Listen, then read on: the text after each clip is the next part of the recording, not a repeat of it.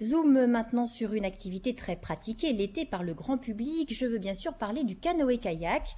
À Trappes, les adhérents du club local, eux, sortent durant toute l'année, même l'hiver. Un club qui compte une centaine de licenciés qui s'entraînent sur l'étang de la base de loisirs.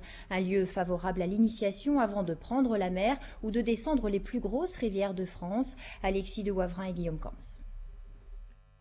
À genoux, pagaie simple pour le canoë ou assis avec une pagaie double pour le kayak. Avant de s'élancer en eau vive, mieux vaut apprendre à maîtriser son embarcation sur des eaux calmes.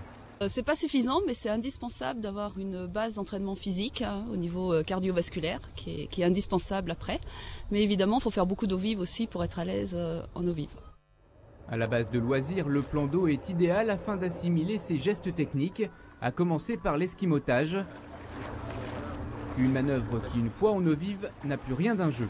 Sur du canoë en eau vive, là ça devient quelque chose d'extrêmement technique. Donc il faut travailler et puis une certaine expérience pour maîtriser l'eau. C'est un sport d'eau vive, donc on travaille avec l'eau et pas contre l'eau. Il faut comprendre les courants, il faut comprendre l'équilibre mécanique du bateau sur l'eau, les effets de la pagaie. Il y a beaucoup de choses en fait, c'est assez technique.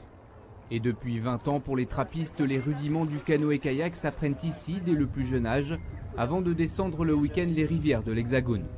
Toutes les rivières sont différentes, donc sur chaque rivière on éprouve du plaisir. Il y a le plaisir du chronomètre, mais il y a aussi le plaisir d'avoir je dirais une symbiose un peu avec la rivière, d'être passé au bon endroit, de ne pas avoir touché de cailloux, d'avoir fait une belle descente, une bonne descente. Et puis en général le chrono vient avec. Et pour les amoureux de la nature, la discipline peut aussi se décliner en simple balade bucolique.